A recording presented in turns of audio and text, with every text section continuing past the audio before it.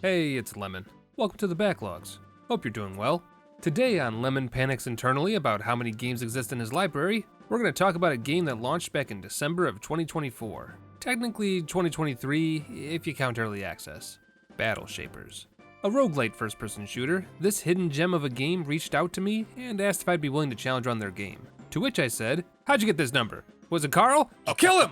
But after several emails asking who Carl was and if he was okay, I was directed to a free demo of the game so I could test it out. Right then, let's see what all the fuss is about.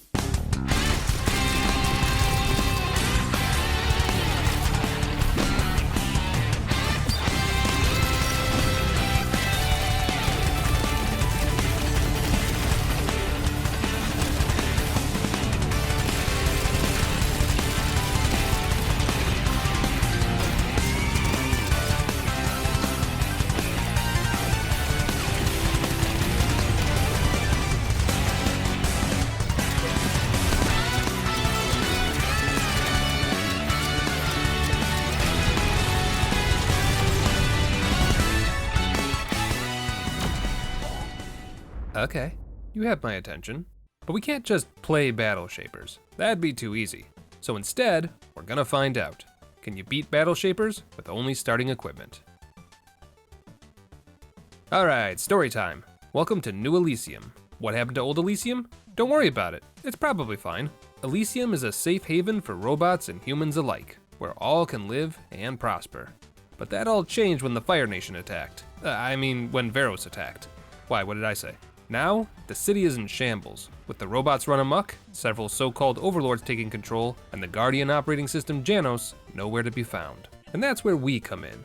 Say hello to Ada, our avatar. She may not be big, strong, or armed to the teeth, but she's got pink hair and main character energy. And if that's not a recipe for success, I don't know what is. We also have a cute sidekick named Mimo, who will act as our guide and lore master throughout the game. Aw, look, he's happy.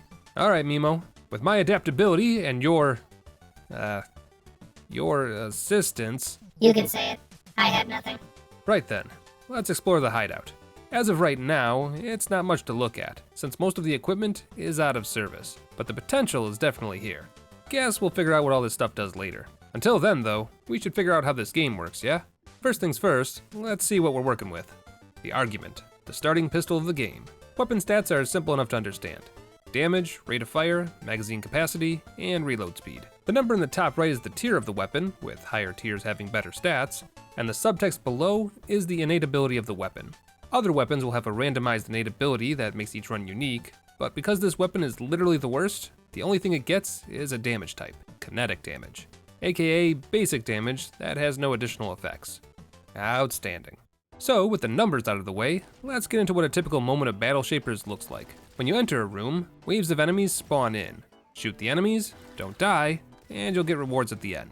Sometimes, when you bring an enemy to 0 health, it goes into a dying state. If you use a melee attack against one of these enemies, you not only get a cool slow-mo of your attack, but you get some of your shield back. This is one of the few ways to regain it, by the way. No hiding and waiting for your shield to recharge here.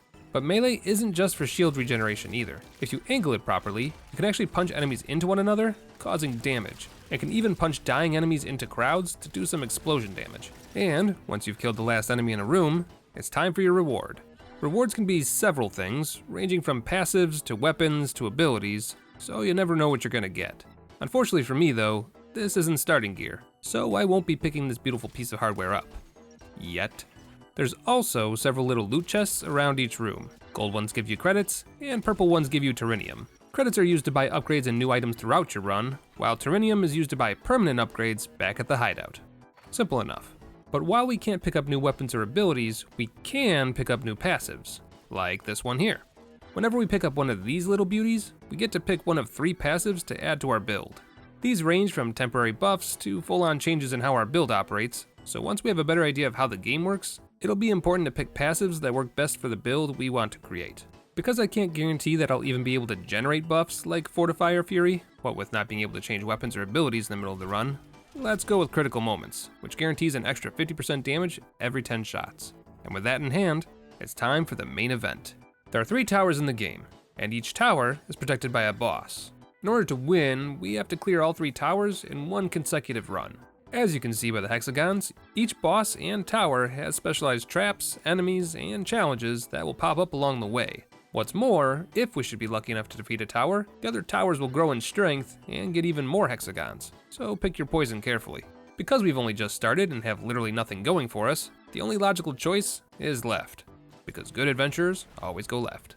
And so we enter the Gravity Garden. And oh, would you look at that? Treasure from the word go. These blueprints are sent back to the Hideout and can be downloaded to your build with Terinium to permanently upgrade your character.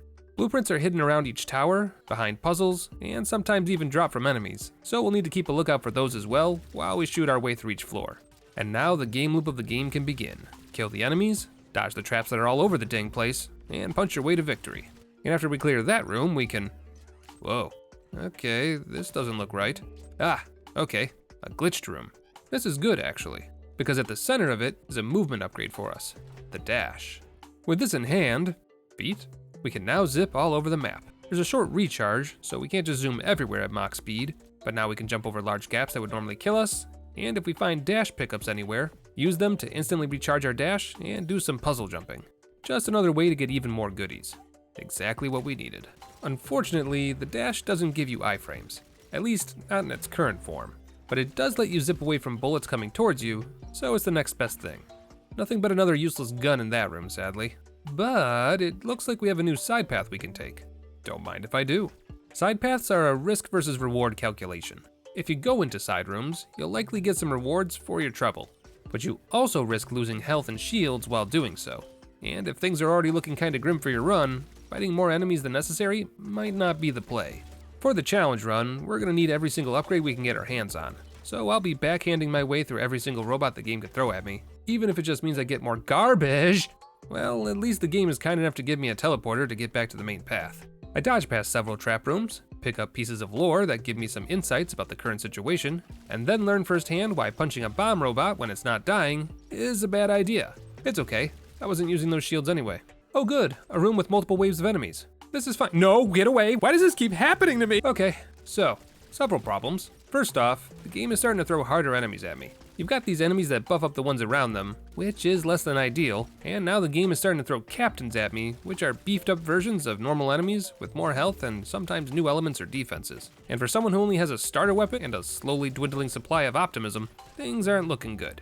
But with one final uppercut, I finally clear all 3 waves of enemies and net myself 2 treasures. My first reward is a new passive that gives me 5% of my health back after every room. So at least we have a way to get HP back now, followed immediately by another passive that increases my max HP by 1 for every melee kill I get.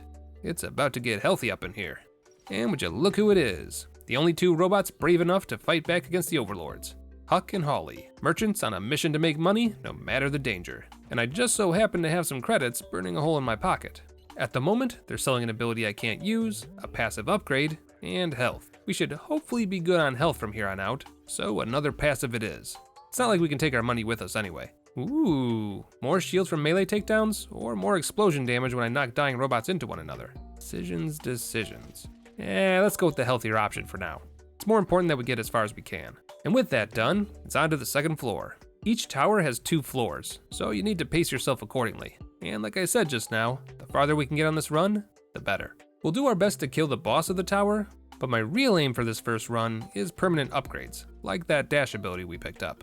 Because while I totally believe in my skills as a capital G gamer, something tells me this starter pistol isn't gonna be able to keep up. And this is just the first tower. But our efforts aren't for nothing, because look what I just found. A blueprint for the tectonic launcher. I don't know what that is, but it sounds cool. And just before we reach the boss of the first tower, I find the blueprint that's gonna save this entire run, the mod extractor. You'll see why in a minute. But first, it's time to face our first overlord, the Volt Colossus. Alright, let's see what— oh crap, incoming! Well damn, that's one way to start a fight. Colossus has 2 volt cannons that he uses to keep us moving, and can also fire homing electric bombs into the air, which, if you don't destroy them all, will completely decimate your shield and health bar. He can also summon in minions, which is super great, and don't forget that super slam attack of his that sends out a literal shockwave. Really, reload? Now? Oh, this is gonna be bad. Well, not too shabby for our first run. We may not have gotten past the first tower, but we got some great upgrades that'll help with future runs. Upgrades we can get by spending some of that Terrenium we've been collecting. Let's see what we've got. For a whopping 50 Terrenium, we can unlock the mod extractor. Best deal of the century, shut up and take my money. This upgrade makes it so that any guns or abilities we find can now be broken down into their special components. Remember how I said guns other than our crappy pistol have innate abilities? We can now take those and jam them into our gun, slowly making it into something that isn't terrible. And worst case scenario, if the modifier is something that doesn't work with my build, we can break the gun down into credits instead. Huck and Holly better be ready. And would you look at that? For another 75 points, we can unlock a random starting ability at the Hideout. Looks like those abilities we keep passing by aren't so useless after all. And there you go. More equipment in my hideout, given to me before each run. If that doesn't count as starting equipment, I don't know what does. And with that grabbed, we now have an almost full loadout of skills and abilities. We're still missing an essential piece of the puzzle, but we won't see that until we kill our first boss, so we've got some time. Alright, let's see what this stun grenade thing is. Yep, exactly what it says on the tin. Not sure what I expected, to be honest. Oh hey, a new gun we can steal a modifier from. And I pressed the wrong button. Well, that sucks. That's okay though. We've got plenty more rooms to clear before we make our way back to the boss. I'm sure we'll find bigger and better modifiers before then. In the meantime, we're now able to utilize those abilities we had to pass up last time. When you break down a weapon or ability, you get the option to place it in one of your modifier slots. Unfortunately, weapon modifiers can only be placed on weapons, and ability modifiers can only be placed on abilities. But hey, better than nothing. And with that now in play, I make the choice to try out the Volt Colossus again, hopefully with different results.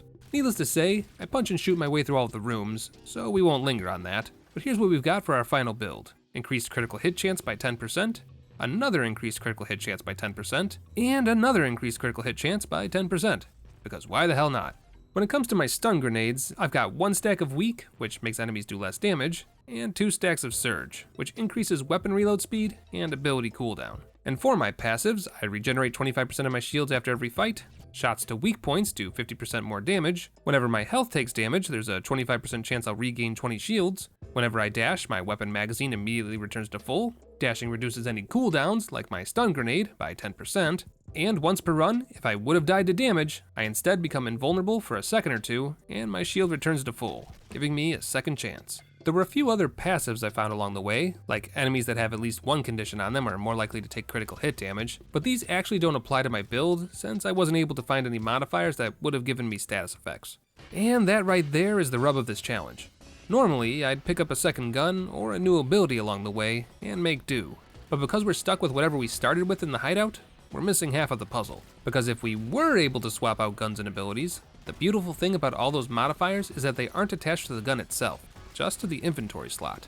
So if I were to replace my argument pistol with some sort of rocket launcher, that rocket launcher would keep the 30% critical hit chance. But not us. We're stuck here with a pistol that does all of 7 damage, and occasionally does 11 to 13 if we're lucky. This thing isn't even automatic. Do you know how many shots I had to pump into Colossus? Too many. But, be that as it may, I was able to scrape through the fight by the skin of my pins. Not even close. And with him dead, we get another key piece of the puzzle, a new core. These cores are unlocked every time we kill a boss. This initial core is the first one we'll unlock no matter what boss we kill, the Adamant core. Consider it your basic starter kit. Not only does this core make it so that specific passives are now available during my runs, but it also gives me the ability to repel enemy bullets. Very useful stuff. And with new core literally in hand, we can take back control of our first tower. 1 tower down, 2 more to go. But don't worry, I'm sure that adding even more debuffs to the next tower won't be a problem. It's not like we almost died on the first one. Yeah, no, I didn't make it past the first room. But a new run means new possibilities. And with our Terrenium reaching some impressive numbers, we can unlock some new gear, like this Leap Slam attack. Now, normally, this just adds the ability to the pool of potential things that I can find on a run, or, if I'm lucky, start with here in the hideout. But when you buy a piece of equipment for the first time, you actually get one for free right from the start. Don't mind if I do. And now that we've unlocked cores, Mimo has developed a station where we can swap out different cores we collect, and give ourselves different builds. We've only got 1 to start with though, so more on that later. Right, let's try this again. Stun Grenade was useful and all, but Leap Slam is great for creating distance. And, as an added bonus, any enemies that get caught in it take additional damage if they bump into each other or walls, which they often do. I race my way through the tower, doing all sorts of jumping puzzles and dodging the occasional laser, and for my troubles unlock a few new weapons and abilities, and even unlock the next mobile upgrade to my suit, while jumping. You know, I think I'm starting to get the hang of this. Oh, wait, never mind. Just took an entire volley of electric mines to the face. But with another run under my belt, I can now afford the Enhanced Emporium, which lets me upgrade my equipment's power whenever I bump into Huck and Holly, which is much needed because the game has started throwing enemies like this Juggernaut at me, which has insane defense and launches a volley of grenades at me every few seconds. No, it's fine. Everything is fine! But with my enhanced mobility, the game has started offering parkour courses as a side distraction while making my way through the tower, which requires all sorts of wall jumping and switch shooting to get through. But in all honesty, these are actually really fun and not too bad once you learn the layout. Heck of a lot easier than shooting waves of enemies to death with a starter pistol, I'll tell you that much. And the rewards at the end are usually pretty decent too, so it's definitely worth a stop if you like jumping puzzles. But even with these new ways of getting more power, it's still not enough. I'm not even making it to the boss half of the time, which means we need another boost. Something like, oh, I don't know, a sticky grenade launcher. Yeah, let's do that. Come to Papa. 7 damage on the initial stick, 2 stacks of pyro, which deal damage over time, and a whopping 33 plus damage when the grenades go off. Sure, it's only got 2 shots before it has to reload, but this isn't even close to what we were dealing with earlier. And 25% more damage to burning foes? Battleshapers, you spoil me! Or rather, it would have if I could apply this to my grenade launcher. But unfortunately, you can't jam same element damage boosts onto guns like that. The game is trying to encourage me to have a second gun that complements my first, making for some really cool status combos and weapon swapping moments. It's just a shame that the weapon that will always take up that slot is the argument. Not exactly going to be making any game-breaking builds with that weapon swap. Better to just sell the modifier and focus on boosting my fire starter instead. Now I can use a burning damage boost on my ability though. An extra 50% to damage that survived my initial grenade volley is an excellent follow-up. Finally, a build that suits me. Things are on fire, my trigger finger doesn't hurt anymore, and the fact that I can fire and forget while I move on to the next target is really speeding things up. And while the super small magazine was initially a downside, modifiers like this one that add more status effects and damage to the first or last shot of my magazine are suddenly guaranteed to go off every other pull of the trigger, which means a whole lot of extra damage being sent down range, especially when the game gives me the same modifier twice. And yes, the effect stacks. We've officially gone from using a pea shooter against waves of difficult enemies to creating unending waves of explosions in a single run. And we're not even playing the game right. Can you imagine if I had a second weapon that was worth anything? Or if I could swap out my ability? Guess we'll never know. But what we do know is that the enhancement upgrade I bought for Huck and Holly just kicked in. We still have access to their usual 3 options that they sell, but now they offer power boost to my current weapons as well. As if you had to ask. And with all these bonuses, this run is in the bag. I mean, look at this joker. What's he got? Claws, machine guns, and a flying turret buddy that gives him backup?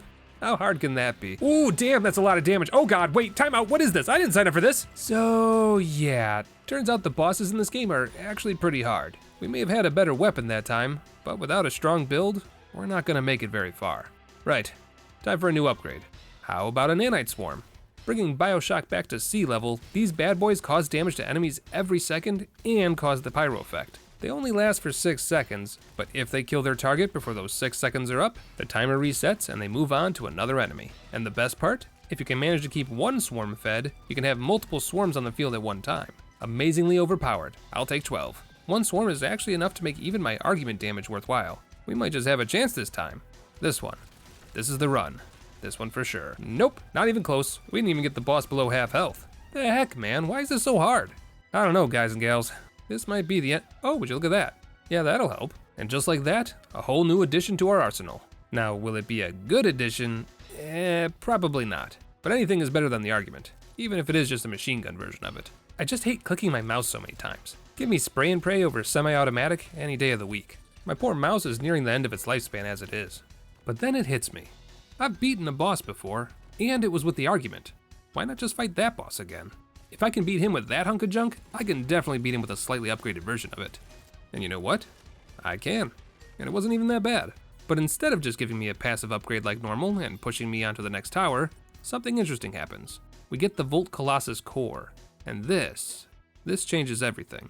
Because not only can it be equipped in my secondary core slot, which unlocks a whole bunch of new passive abilities, but it also upgrades my punch ability to the point where I can now beat down certain walls for even more goodies. And when we make it to the second tower, where the last boss we haven't seen yet waits for me, and I inevitably get my teeth kicked in faster than any boss I've fought thus far, we can now go back to the suit station in our hideout to equip the Volt Core as our secondary. And if we get enough affinity with it, we can even equip it as our primary. How do we do that?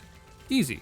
Just kill the Volt Colossus again. And because I enjoy a good bout of irony, I used a new shock rifle that I unlocked to do it. And there you go, Volt Core Affinity upgraded, and we can use it as our primary core. And now that we've got a boss core, we've also unlocked a new mechanic, Greater Hacks. These randomized boons give us a slight edge on the next tower we attack, potentially helping fight against all those debuffs we keep dying to. Yeah, I'll be honest, it didn't help all that much. But you know what did help? Changing cores. And this was the point where I realized just how much build variety there was in this game.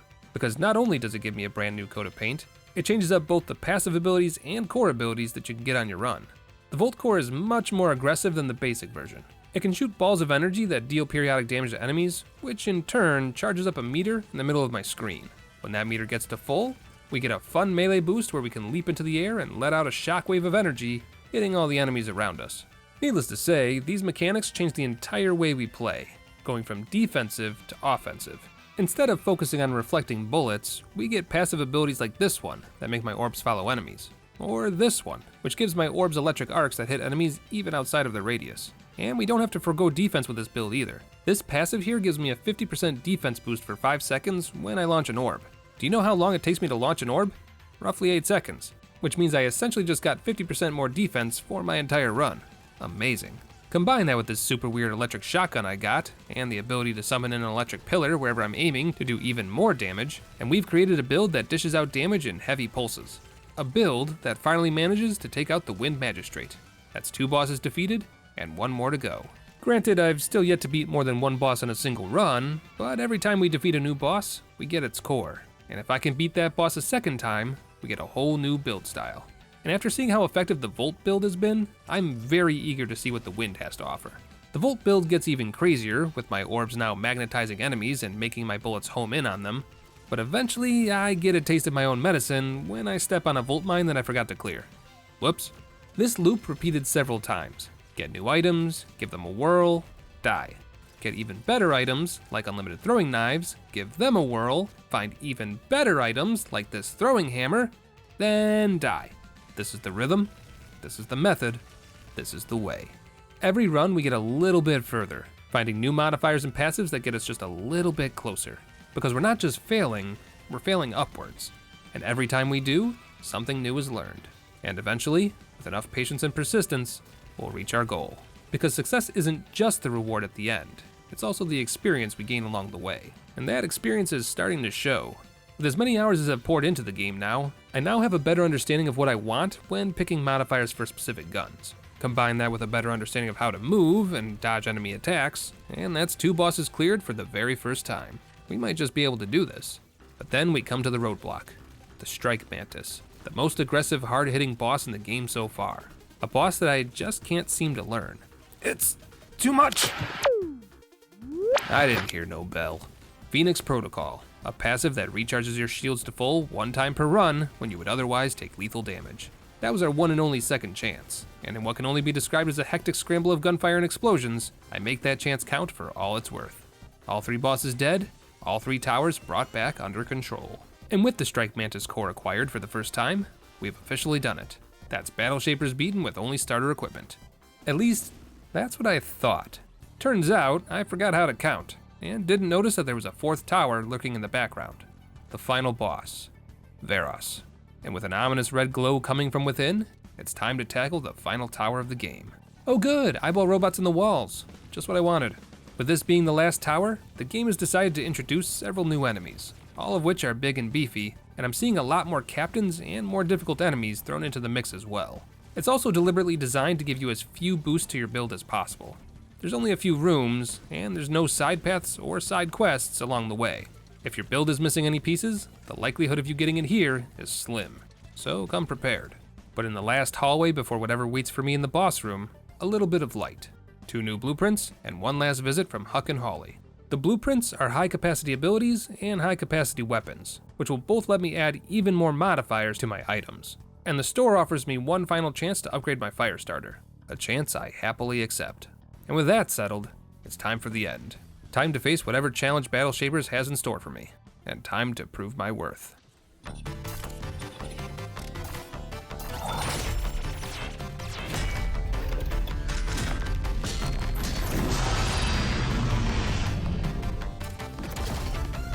I think I'm gonna need a bigger gun. Varos, the evil supercomputer and reason for all of this calamity. The rhythm of the fight is simple enough. Shoot at his arms and break them down one by one. Throughout the fight, you'll need to dodge lasers, twisters, and any bullets he fires your way. If your build is lacking in any department, this fight will show you. And while my fire starter can do massive amounts of damage, the one thing it can't do is fire more than twice, a weakness Varos capitalizes on immediately. Another failed run. Another version of Ada ground into digital dust. But we're not done yet. In fact, I think it's time for a new coat of paint and a new way of thinking. This whole time, I've been trying to use new weapons and abilities given to me at random to get ahead. But the answer has been in front of me all along. The argument. We've been hoping against hope that RNGesus would give us the winning combination, but it's time to let go of that hope. What we need now is to believe in the experience we've unlocked along the way, and also the dozens of upgrades that I've found while playing this game on repeat for the last few weeks. Because after long last, I've not only realized the importance of upgrading my health and armor, but I've also found my favorite core, the Wind Core, granting me long-range melee attacks for long-distance shield recovery, double jumping and directional dashing, which gives me full mobile control in the air, and, after doing enough melee damage, a jumping attack that does significant knockback damage to anything caught in the blast. And now for the build. This time, it's just the argument. Any abilities I find get recycled immediately for credits, and any weapons I find are also recycled, unless their modifier is a clear and obvious increase to my DPS, like increasing the damage of the first bullet of my magazine by 50%. We also want anything that adds more bullets to my bullets, because while I may not be doing much damage, firing 20 bullets instead of 10 is a force to be reckoned with. As for passives, we'll take anything that increases the damage of my melee attacks and knockback, since that's the only other method of attacking we have. And with a little luck and hours of experience under my belt, we might just pull this off. Time to get to work. Battle hardened.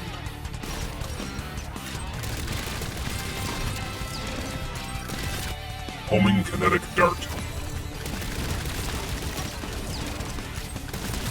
50% more damage. Last shot. Vibro explosion. 10% more damage per 100 credits. Level 2 argument unlocked.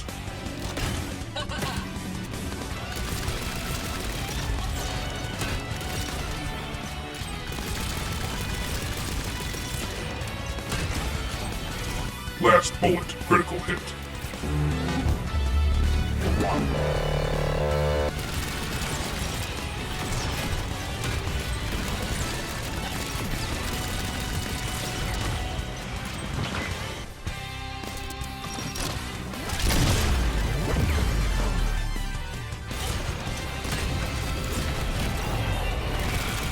Kinetic missile.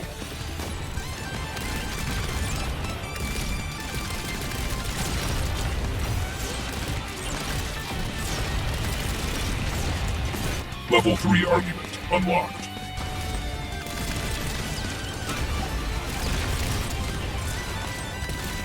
Calibrated blast. Quick recompile.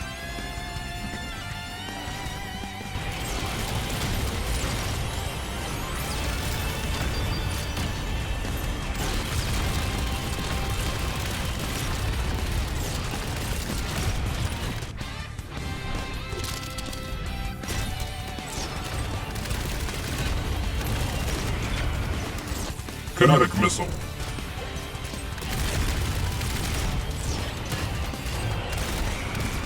Chained projectiles.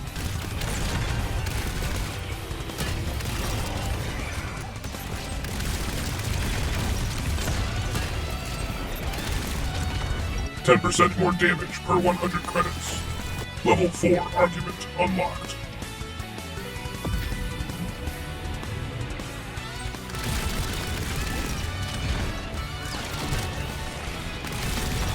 Hardware update. Circuit Buster.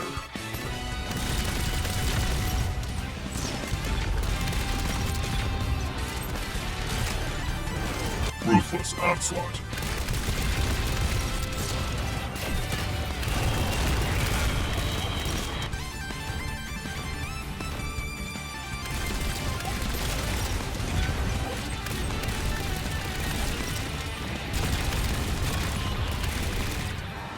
There it is. All 3 overlords vanquished with nothing but an argument. 3 down, 1 more to go. However, the game has one last curveball for me. Varos' malevolent gaze. a tower debuff that deploys even stronger cursed foes that can inflict Varos's curse, a debuff that reduces my maximum health. And it stacks. Get out of here, Dark Souls! Well, no matter. Just another intimidation tactic meant to hide one simple fact.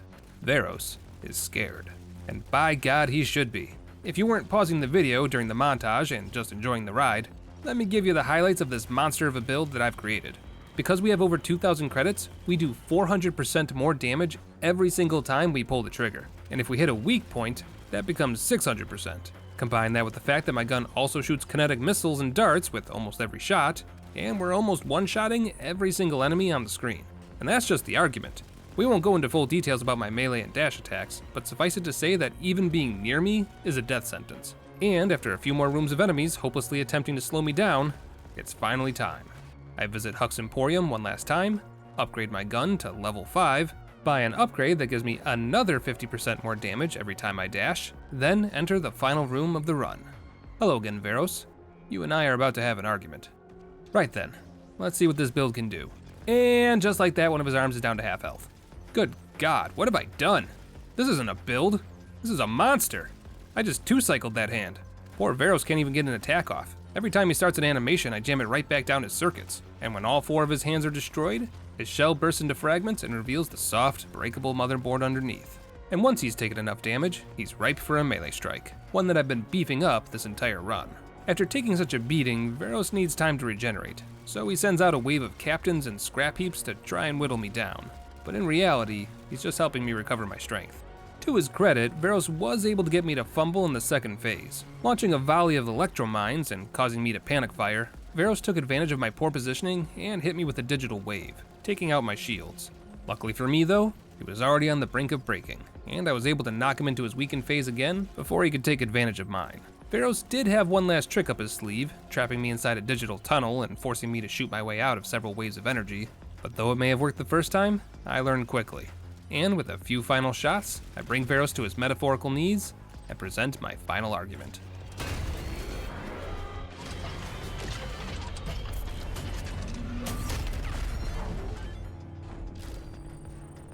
And that's it. Battleshapers beaten with not just starting equipment, but the worst gun in the game.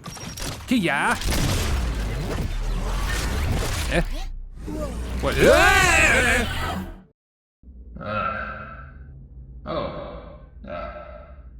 Hello?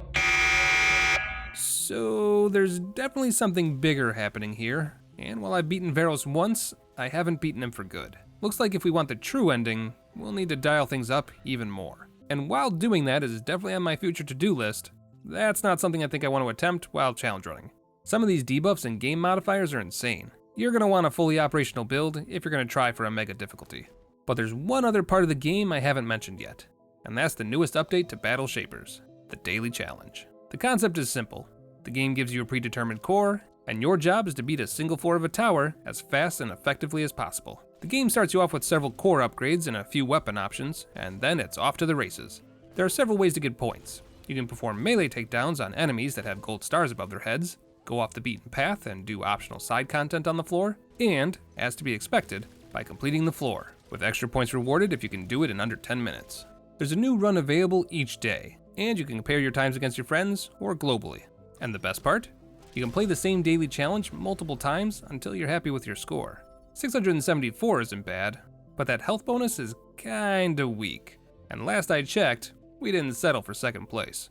The run will be the same, with the same guns and floors being presented to you, but because of the wide variety of builds you can make with even a few repeating pieces, the difference in style can be massive. Just change a few key aspects, and the next thing you know, you've gone from 674 points to 1,035. Not too shabby. That's better. Balance has been restored. In your face, Ink Assassin! I'm sorry, I'm sure they're nice people. So yeah, that's Battleshapers. Definitely gonna keep playing this in the few minutes I have between editing videos and sleeping. So if you see my score on the daily challenge rankings, do me a favor and stay below it, yeah? My fragile ego can't take the hit. And that's how you influence your way to the top. Oh shit, is this still on? If you like what you saw today, good news! Battleshapers is 40% off on Steam to celebrate the daily challenge mode launch. And if you're still unsure, you can give their free demo a try. Have fun. I know I did. But other than that, that's all the time I've got for today. A big thank you again to Battleshapers for sponsoring today's video, and a big thank you to all of you for watching. Take care of yourselves, be good to one another, and I'll see you all again soon.